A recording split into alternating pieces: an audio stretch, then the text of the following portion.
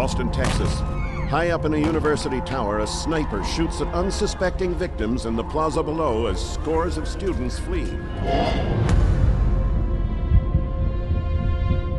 Police have apprehended a lone gunman in an attempt on the life of President Ronald Reagan outside the Hilton Hotel in Washington, D.C. 6-hour standoff with police. William Cruz is accused of a violent murder rampage that killed 6 people, including 2 policemen. Jeffrey Dahmer stands convicted of strangling and dismembering 17 young men and boys throughout the greater Milwaukee area. Charged with the raping and killing of a 7-year-old girl in a woman's bathroom. Life imprisonment for drowning her 5 children in family bath sentences. For the slayings of his mother. The bludgeoning death of her 2 young sons. Custody for the stabbing death of his daughter. Less than 3 months before the murder.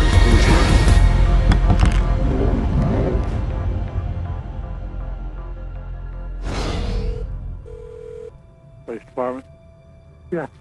I just killed my 2 daughters. Sir? Yeah. Tell me what happened. Okay, what's going on right now? I just freaked out and killed her. Are you on medication? Yeah. What kind of meds are you on, sir? I'm on antidepressants.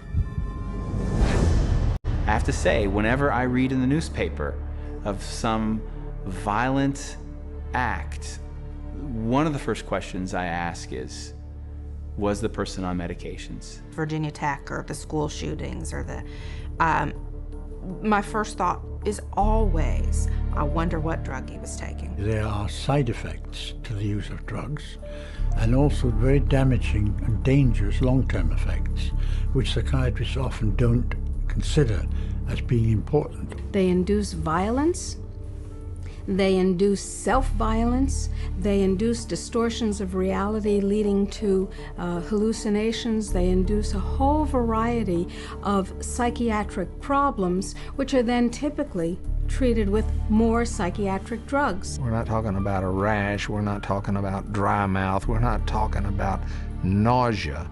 We're talking about sudden, compulsive, overwhelming suicidal or homicidal urges.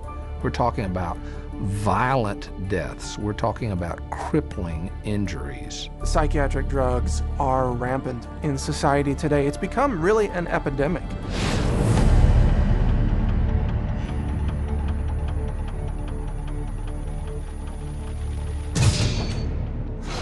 The first drug that they put him on, I did not like it. He had very bad reaction. He became a completely different person. He was very, as you would say, aggressive. He became obsessive compulsive, paranoid about bad guys, afraid of dying. He started sniffing his hand 20 to 30 times a minute, out of control rages. He couldn't think straight, he couldn't act straight. It made him irritable, it made him violent. At one point he threatened to kill himself and to kill me, and he was only 6 or 7 years old. From the moment that I started taking these drugs and to the moment that I stopped, all that happened in my life was things got worse. Depression got worse, the anger got worse, the outbursts got worse. I had no idea what was happening to me. I would start quivering and shaking. I would drop onto the ground.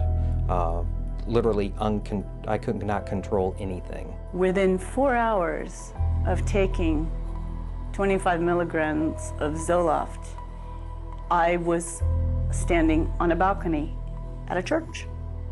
And again, there was the thinking, I'm going to jump. The psychiatrists have carved out a great niche for themselves in the prescribing of drugs, but if you look at the history of treating people for mental and psychological disorders, it's a history fraught with things that don't work. They're not helping people with drugs, and they're not looking out for harming people. They're ignoring the harm that's coming from all of these drugs. We see suicidal thoughts, we see suicide, we see profound depression, mood swings. This is 911. Who is this? My sister's trying to kill herself.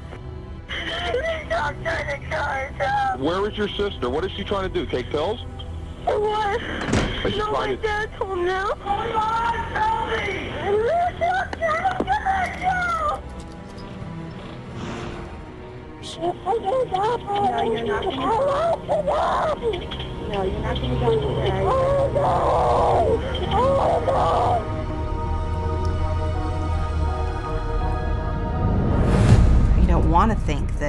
that a drug could affect someone's behavior in that way, but it does. It happens all the time. Suicide is just one in a long list of possible side effects of the medications that the doctors will seldom link to the medication, but instead blame it on the patient. What's the cause of death going to be written? Not going to be written that the drug had anything to do with the death.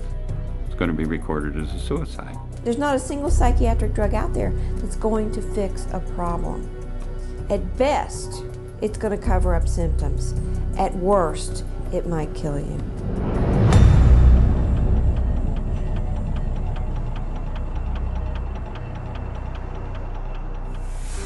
She went to get the laundry, his laundry, which hangs from a hook in Matt's closet. And instead of finding the laundry, she found her son. By the time he died, he was really mutilating himself. He carved hate into his thigh. He had gone into his closet that night, tied a rope around his closet rod, put it around his neck, shut the light off, knelt down. I ran back to him and I touched his back and I says, "No, honey, he's cold, he's gone." I'm as certain as I can be that Celexa killed my daughter. I will always blame my son's death on psychiatric drugs.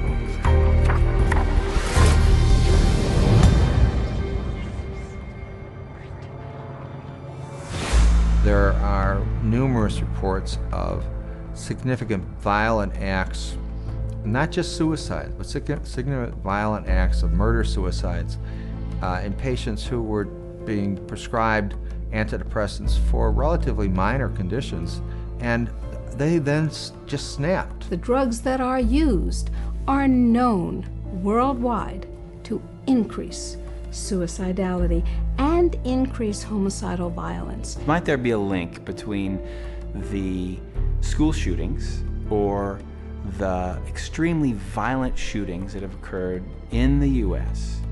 and the prescription of certain psychotropic medications? I think the answer to that is a clear yes. The school shootings that have happened here over the last several years in this country, most of the students who engaged in this violent behavior were on psychotropic medications that had been prescribed to them by psychiatrists.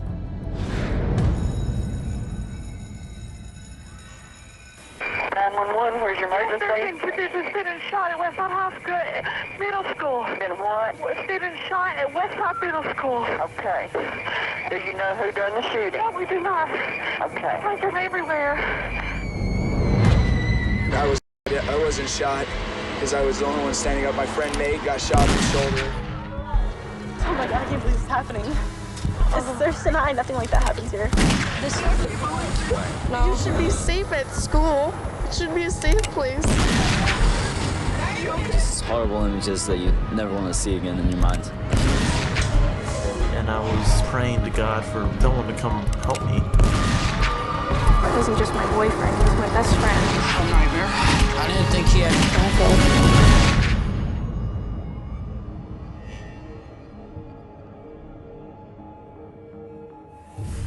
Whenever a school shooter is taking a drug, it is, you know, the press don't get the information. If they ask about it, they're told this is private information. So the public is kept in the dark about the drugging of these kids that leads to this violence. You have to ask yourself, how much help can these drugs be to somebody if they start experiencing these side effects of extreme anxiety, a desire to kill themselves, desire to kill others? What kind of help is that for the person? Did you see these kinds of incidences in the 1960s or pre-1960? Was anybody shooting up their classrooms? There were guns. We didn't have as many gun control laws then as we do now. No, we didn't. So what's different? The psychotropic drugs, that's what's different.